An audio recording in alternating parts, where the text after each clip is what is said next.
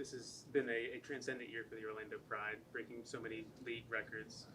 Being able to see a team like the Pride and also just the top four teams in this league have these incredible seasons, just how much does that kind of speak to the growth of this league, just kind of jumping even from last year to this year?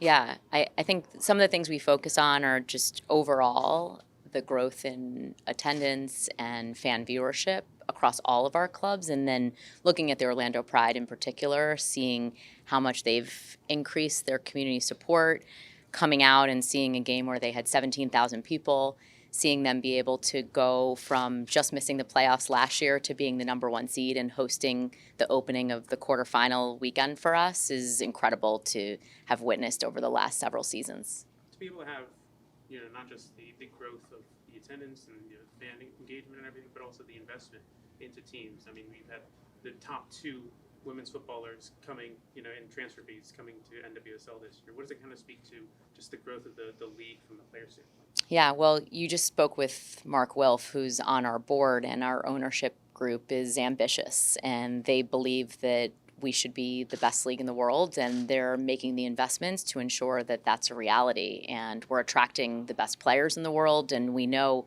that the best players in the world are not exclusive to just the U.S. Women's National Team, and watching the international players choose to come to the NWSL, and we think that's only going to increase and continue with the new collective bargaining agreement.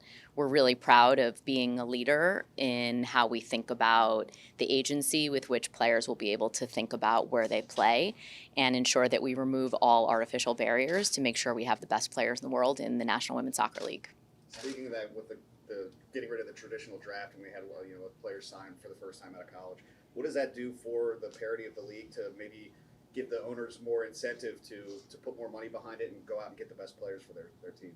I think given where we are right now, we know that we're at this transformative moment in women's sports and that we have decades to catch up with in terms of investing in the types of training environments that will make players be able to perform at their best. And we believe that this type of a market and the system that had served men's leagues didn't serve our interests for where we wanted to be, and we knew that because the kind of growth we've experienced over the last just 2 seasons is what has taken some of the top men's leagues in this country 20 years to achieve. And so there's a lot of urgency to our growth, and we're very ambitious with our objectives, and we believe that this is going to ensure that all of our teams are making strategic, smart investments to build a long-term sustainable business.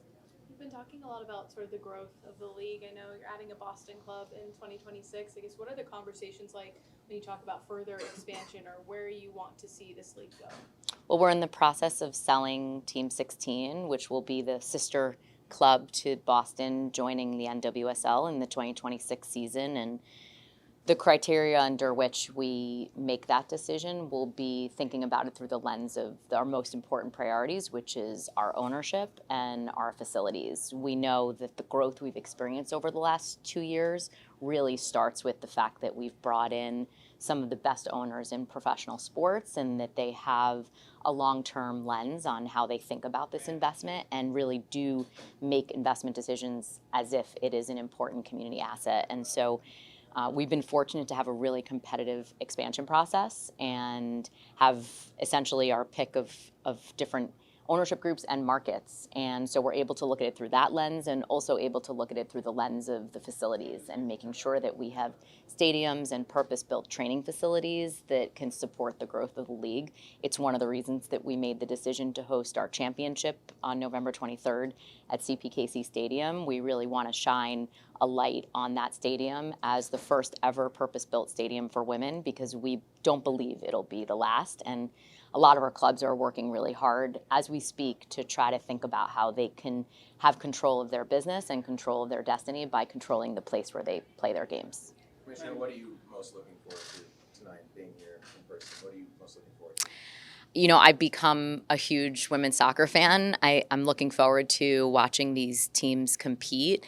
even though we have the number 1 and the number 8 seed competing, we also know that in the NWSL, anyone can win any game. It's one of the things that we think is our superpower relative to the rest of the world. And so as we look at the playoff matches, tonight's going to be competitive. You can be sure that the Chicago Stars have come to play and to compete.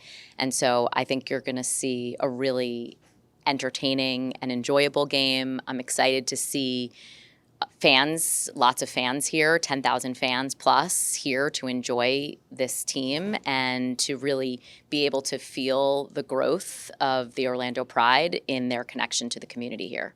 I mean, the NWSL by far is the best league in the world, have the best players too. But what do you think is missing for the FIFA recognition? Because since 2019, the NWSL doesn't put like in the top 3 best players of women's soccer. So what do you think is missing so you can get attention from FIFA? Yeah, I appreciate that question. I think it's twofold as we think about the construct that is the global football game. Number one, I think it is built and engineered to focus on national teams and not professional leagues and clubs, and thereby being the best league in the world, automatically we have to fight to have a seat at the table, to be able to be part of the decisions, to make sure that our input is considered when all of the business and schedule decisions are made, like the international match calendar and Club World Cup and things like that. The FIFA construct obviously reports through the confederations and the federations who are really there to serve the broader interest of national team competition. So I think that's one thing that we're thinking a lot about as we think about future state and professional leagues and teams being the place where, in particular in the women's game, players earn their living and have their daily training environment. It's really important that we have a seat at the table. I think it's also true that through the lens of the global game of football, it has been men's football that has driven all of the growth historically across the globe. Obviously here in the US, we have a bit of a different positioning as we think about the women's game. And so have a lot of conversations about how we infiltrate the European space, which really does seem to have an outsized influence and voice in all of those namings. You know, I of course watched the Ballon d'Or namings of the players that were recognized, and so proud of our player representation who were there. And of course, we think there are a lot of other players that should have been on that finalist list. And so, you know, it's incumbent upon us to make sure that we're doing the things that give our game the exposure globally. One of the things we're doing is making sure our games can be watched in every country. And this playoffs, we will have record distribution internationally for free in almost every market in the country. And we think that visibility of our game will help people to recognize that our players are the best in the world, and so that we can get those types of recognitions from FIFA and other media outlets. What's been the benefit of the league's partnership with Liga MX Femenil, and sort of how do you envision the Summer Cup moving forward?